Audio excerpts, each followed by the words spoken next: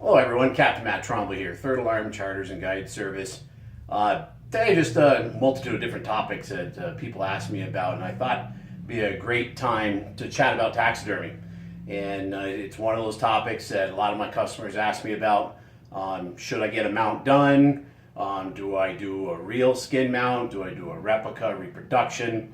A lot of different topics out there. So a little bit of info about what to do as far as the choice and whether you're going to have a replica done or a real skin mount.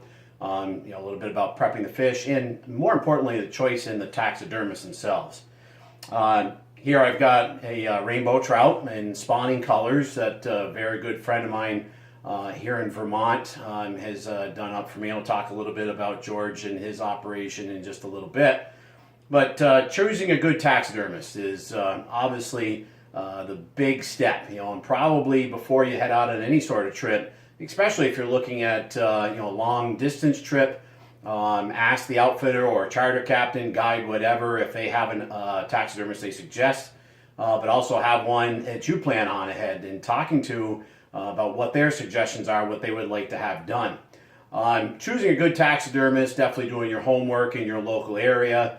Any good taxidermist today is probably going to get anywhere from $15 to $20 an inch, and to have good quality work done that's going to last you a long time. And again, I can't say enough about having the chance to see that taxidermist ahead of time, see the work that they do.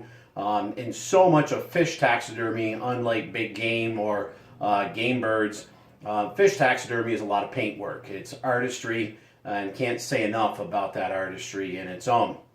So my top choice today, obviously, we do a lot of CPR, as we say, catch, photo, release, and strongly encourage have trophy quality fish released back to the waters that they're caught in. Obviously, it's good. It can change from body to water to the fish you're targeting, such as Lake Ontario. We get a lot of kings in the late summertime to early fall that are transitioning to spawn. Those fish are going to perish in less than 4 to 6 weeks. Got no problem in keeping those fish for the wall or for obviously table fare. They're a put and take fishery. They're stocked, and 90% of those fish are obviously destined to head home with folks. But again, depending on the fish that you're targeting, such as when we do steelhead trips in the fall and winter time, taking great photos is a key. Keeping that fish alive, being gentle with it. A lot of people real timid about taking the fish out. Supporting the belly, supporting the tail, not squeezing them around the gills or the eyes, keeping them wet, keep them in the net as long as you can, take them out, take some really great photographs, looking at shadows, the sun, the skyline, etc. are key to what you can take back to your taxidermist and show them when you have a chance to get that mount done. If you have the chance, without keeping the fish out of water too long, some key measurements. Length is obviously key. Girth is great if you can. If you can't, not any big deal. Length is great. The taxidermist is going to have a spreadsheet where they can take the species that you caught, where you caught it, comparison notes on length to match up the size template they're going to use as far as when they start to do their design work. This fish is a replica. As I said, it's a rainbow trout. And you can see the artistry that George Reed has done. George Reed is the owner of Wildlife Design Taxidermy in Brandon, Vermont. And if any of my viewers here are from the Vermont region or eastern New York, we're not very far from the New York border. George does incredible work. His fish taxidermy is second to none. I've had many people comment about this piece that I take to the trade shows, and it is truly an art form. And as I said, being a big supporter of catch and release, a reproduction is probably one of the top choices.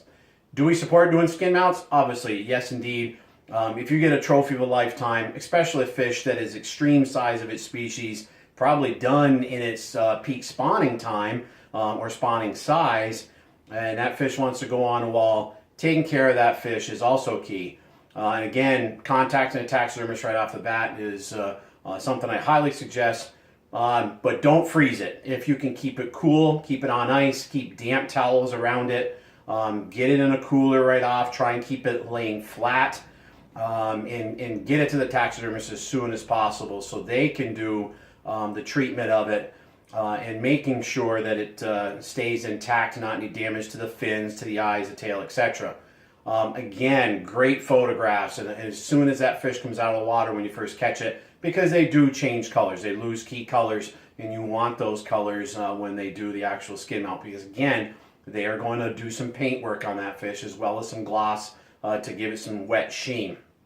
Again, choice of the mount that you have done. This is a pedestal style mount. Works great for me to take to the trade shows. We keep it on a table here in my home, but a lot of people choose to do wall mount or have them done down in an end table or coffee table with a stream side look with stones and such. Many different options that you can do. Obviously, it's going to play into the dollar amount that you're looking to spend. But as I said, can't say enough about good quality photographs. And with today's phones that 99% of the folks are carrying, you can take excellent photographs and have a great chance to get good preservation of what you have when you first caught the fish and give the taxidermist something to work with. As I said, do your homework. Check in your region where you're going to be fishing or hunting and looking at good quality taxidermists. Ask them if they do any shows, any competition where you can get some look at what they've done, maybe talk to past clients and see just what they have accomplished and what their work has done.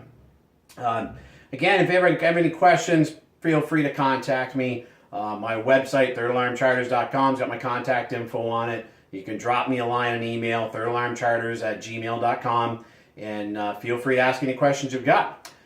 Thanks for watching. Again, please tell everybody about our YouTube channel. New stuff coming about, and we're going to have some tactic stuff I'm going to be producing here in the next couple of days, from trolling to bass tactics, etc. But please subscribe to our channel. Tell everybody about what we're doing. Some great new stuff coming this summer as far as videographer work and having a cameraman and a drone probably with us with some different footage that we're going to be offering. So thank you again. Tight lines and happy holidays.